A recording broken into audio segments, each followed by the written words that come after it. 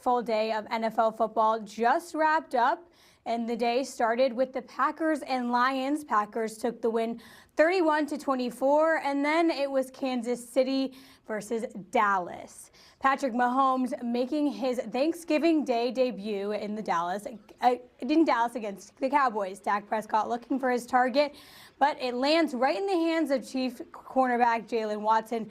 The next drive, they would get their first touchdown of the game. Second quarter, Dallas with the quick handoff to Malik Davis, having a great week, signed to the active roster on Sunday, and a 43-yard touchdown run today to give Dallas the lead. Now Mahomes down by 10, but with a 10-yard passing touchdown, the Chiefs would be within 3. It would be just a little too late. Dallas with the 31-28 Turkey Day win. The final game of the triple header featured the Cincinnati Bengals and the Baltimore Ravens. The Bengals defense really stepped up in Baltimore, completing an upset with a 32-14 win. Now UMary women's basketball's win streak has stretched to 7 games. The undefeated Marauders have 2 new faces in the starting lineup that have led to an undefeated start this year. And as sports director Luke Gamble shares, it's been a long road to the court for one of those contributors. Marauders starting lineup. UMary women's basketball has a long history of producing great post players, and the next in line is already making her presence known for the undefeated Marauders. Allison Unland. She was ready for her opportunity. Allison Unland is averaging 13 points and just under 10 rebounds per game. The sky is the limit, but if you were going to tell me again that she was going to be a walking double-double to start the year, I'd have maybe questioned your sanity, but we're certainly going to take it and ride it as long as we can. For Allison Unland. The sophomore center has surpassed expectations in her first 7 games as a starter, but the experience has been a long time coming. Stepping into this big role, it's definitely just something I've just been waiting my turn. Unland tore her ACL at the end of her junior year at Mohall High School. She rehabbed, then retore the same ACL in the very first game of her senior season.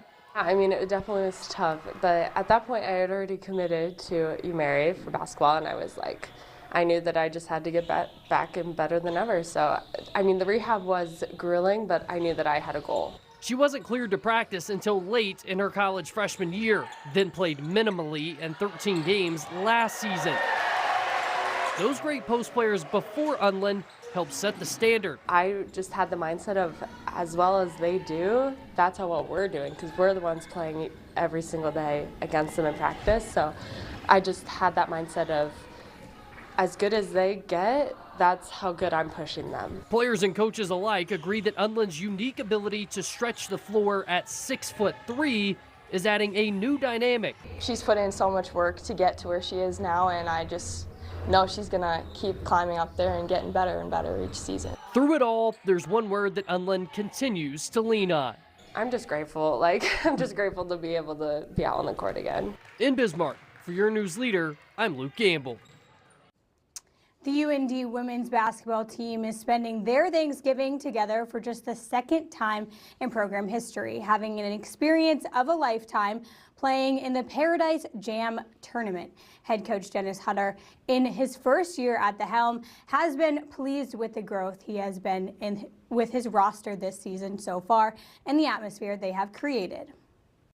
We have a lot of young kids who are just garnering their first college experience. We got quite a few freshmen that are getting on the floor and playing, and they're still trying to navigate when they don't play well or how their body feels after a hard workout. And these seniors are players that we lean on heavily, not just like for performance, but for teaching the young kids about what it's going to take to be successful at this level. I feel like we're really connected this year. It can be hard when you're away from your family on holidays like this. I'm lucky enough my family is here, but I think it's amazing that I get to be with these girls, because if I can't be with my family, they're who I would want to be with.